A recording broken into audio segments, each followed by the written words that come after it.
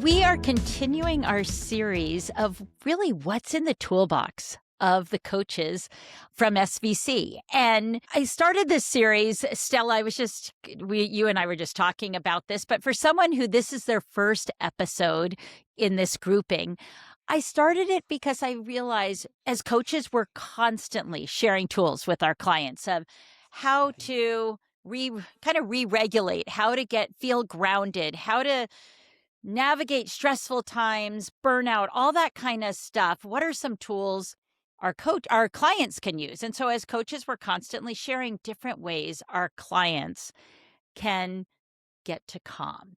And it got me thinking, what do our coaches like using for themselves? So, what's that number one tool that you go to time and time again when you're feeling stressed out or not grounded and you need to get more centered and calm?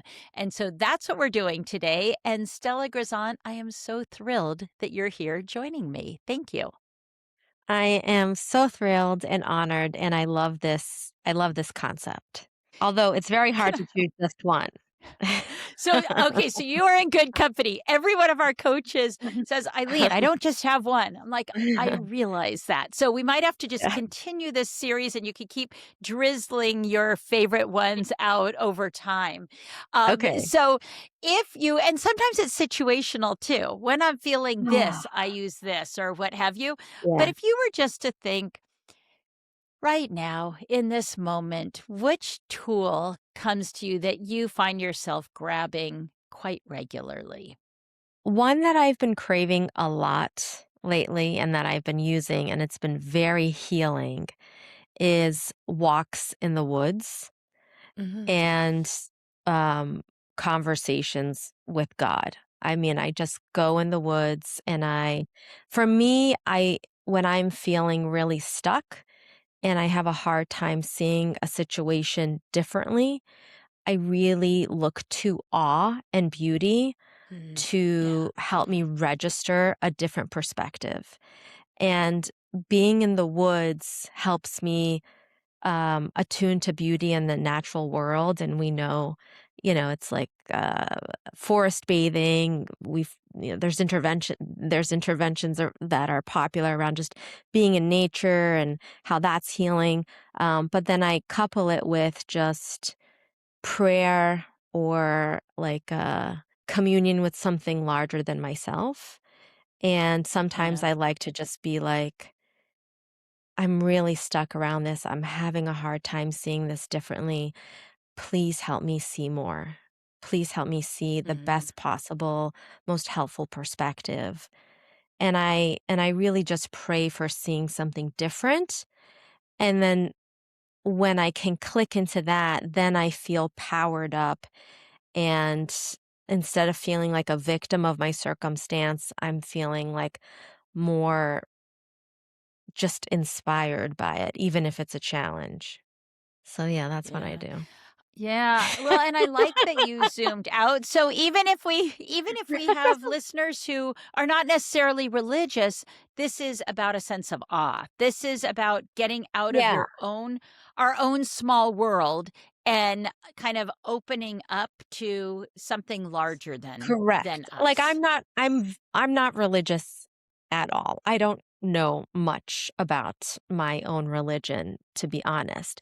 But I do believe in something larger, and I think that it could also just be, you know, visualizing being supported by someone, whether it's the universe, a relationship, or even just a friend we know, really helps us see differently. Simone Schnall did that beautiful study where she took two groups of participants, one standing at the base of a hill, looking at the slant of a hill, and then another group standing with a friend by their side. And the group that got to stand with a friend by their side saw the hill as less steep. So our vision, our perception of our reality, we know through research changes when we feel like we have social support. So, and that even works when the person's not standing next to you, but you just visualize someone standing next to you. So for me, I will, I'll also turn to a friend on those walks as well. So I'll call a friend, or I'll call on, just what I feel is like, a network that's beyond me to support me in seeing more. It's funny, I was just giving talks down in Mexico, on a variety of well-being topics, and when I was talking about connection, I always cite that research project. Yeah. I love that. That perceived Yeah. support, again, for our listeners, you do not need to be standing with a friend.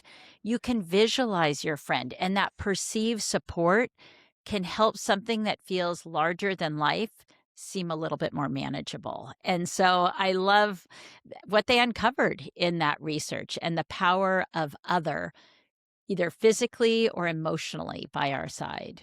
Yeah. Sometimes I'll just visualize like all my best girlfriends just circling me and like we're like cheering me on. And that also helps just like to remember that I am supported and that I'm not in this alone. And that really Yeah. changes how I show up in the situation. Yeah. Can you So, speak a little bit about the power of awe? As you know, oh yeah. I walk with clients regularly, and getting out of our office space, getting into whether it's nature or just outside, it can shift our view in so many ways. It can open our mind to creativity and just different thinking, different perspectives. But I'd love you to dive a little bit further into awe to just explain what the power that can bring us.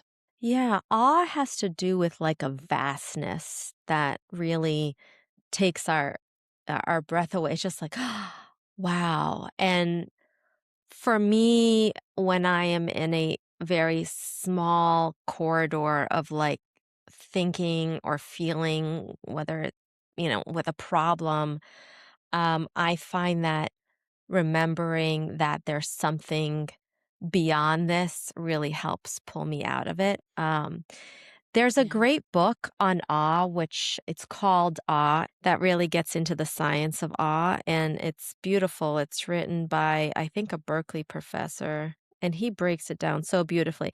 Oh yeah, Awe, the new science of everyday wonder and how it can transform your life. I hope I'm saying his name right.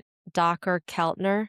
And that's a nice read in terms of how to access awe, and I think Yeah. he gives you, like, 8 different strategies to access awe, but you can access it through beauty in nature, you can access it through seeing humans perform something just extraordinary, whether it's a child showing a gesture of kindness or, like, seeing the Olympics.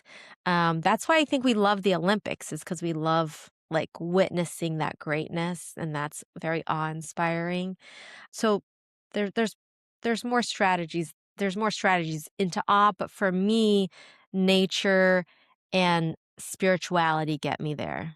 Absolutely. No, that definitely makes sense. And for Yeah. people who are curious about Dr. Keltner's work, he's with the Center for Greater Good at UC Oh, Berkeley and does great. beautiful, beautiful work. So I highly encourage you to take a peek at the Center for Greater Good over at UC Berkeley.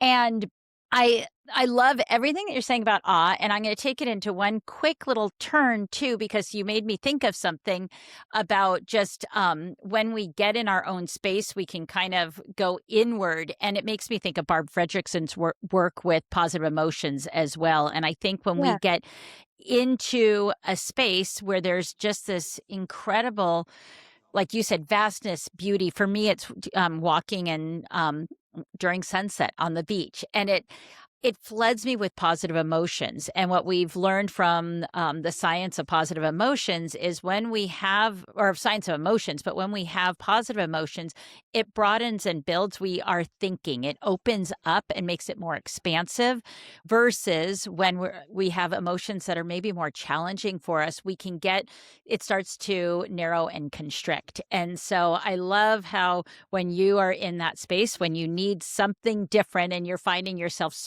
perhaps spiraling, as we all can do when we're trapped in our office alone or what have you, just to get outside and experience also not only that sense of awe, but that triggering of positive emotions that can create a kind of a contagion towards seeing things in a different light and maybe opening your brain up to more possibilities. Yes. And also the walking and moving your body is in itself a positive intervention that helps us process stress and helps our nervous system remember, oh, I'm safe, it's okay. So that for me, it just does a lot for me in one kind of intervention. And I think that's why your walking meetings are also so good and how ideas kind of land and insights land when we're just like walking because we're also like accessing two different hemispheres of our brain. There's just a lot going on from like a nervous system perspective. So yeah, I think that's the one and I've just had like a for many reasons a rough year and that has been my go-to. And I do walks with friends as well, which is nice too. It's a nice way to combo that. Well, I thank you, Stella. And for our Yes. listeners, if you are feeling like I don't live in this place where I can walk and see a sunset on the beach or go into the woods, go outside, just look at a tree for a while, look up at the sky. We all have a sky somewhere near us, right? When we get outside, or there's always a sky outside. And ideally, there's a tree or some nature or something that can inspire that feeling of awe for you. And it can be a matter of 2 minutes or 10 minutes, but gift yourself the feeling of awe. Thank you, Stella Grizont, for joining me on What's Possible in the Moment. My pleasure. Thank you for having me.